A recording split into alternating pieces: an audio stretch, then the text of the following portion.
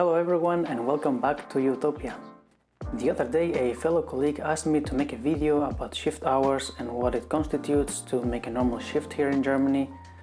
Well, Mr. Zaher, you asked and I delivered.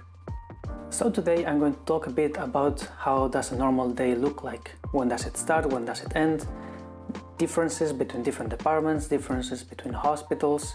How does a night shift look like when you have to stay? Do you do 24 hours? Do you do more? Do you do less?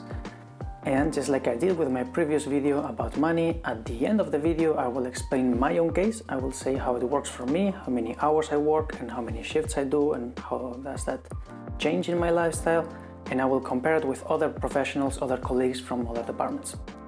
Right, so let's start. First of all, let's talk about what is normal. People are used to believe that the normal thing is that you work 24 hours, 48 hours non-stop, and that even though you win good money, you have to pay with having no social life and having basically no life at all. That is not quite right in Germany. Here in Germany, the normal thing is to work from 8 in the morning till 4 in the evening, about 8 hours just like anyone else, plus duties every now and then, maybe once a week. Normal amount of duties is 4 a month. If your department doesn't have many doctors, maybe 6 for a month, but not much more. Also, you are allowed to take reduced time. I don't know about other countries, it might look like a bad thing, but in Germany it's quite normal to just take reduced time to 80% to 50% and work even less. There is, however, a part in the contract where you have to agree that you will work extra hours if you are needed to. And the problem is that that can be understood in basically any way. They can tell you any day to stay a bit longer if that is required, and they can ask you to do a duty whenever you don't really have to do it. Good news is that those hours that you do extra, you get paid for them. You document them, and at the end of the month you get the money for them. When it comes to night shifts, you cannot do more than 24 hours. So if by any chance you do a night shift and your boss is telling you to stay longer, you can just say no. You did your 24 hours, it's time for you to go home. Of course, when you go home, the next day you don't work, and therefore that day you don't get paid. However, the 24 hours you just did compensate the 8 hours that you're not going to do the next day. Let's see an example. On Monday you work 8 hours. On Tuesday you make a 24-hour shift, and on Wednesday you rest. Since you were supposed to do 8, 8 and 8 hours and you worked 8, 24 and 8 hours, you still end up with an extra 8 hours worked that go to your paycheck.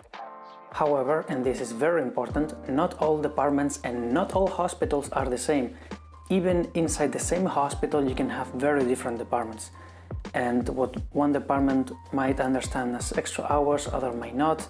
And even though theoretically the law is the same and all of them have to follow the same, differences are huge. And so in order to compare those differences, I will show you the example in my own hospital, okay? I will tell you right now how much I work and how much do my colleagues work. I work 5 days a week from 7:30 to 4 p.m. with a 30-minute non-paid lunch break.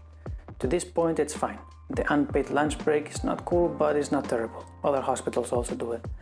My department respects this lunch break, so I get every single minute of those 30, which is something that other departments can't really say. I have night shifts.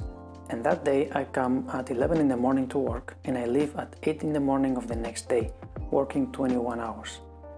If I do the night shift in a weekend, then it's 24 hours. In the pediatrics department, the doctors work from 8 to 4:30, but their night shifts go from 4 p.m.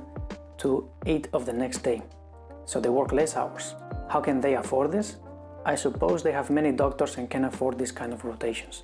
I also assume that if they work less hours in a month, they will probably get paid a little bit less.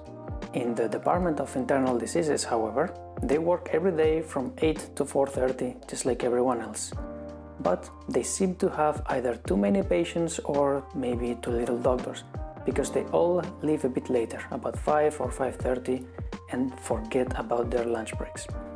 Their shifts are always 24 hours, probably because they can't afford making you come in later. They accumulate a lot of extra hours, which then they convert into a free day every now and then. As you can see, the differences are huge. Even in the same hospitals, you have internal medicine in which doctors overwork and every now and then maybe get a free day, which the consequence of all of their colleagues having to have more patients.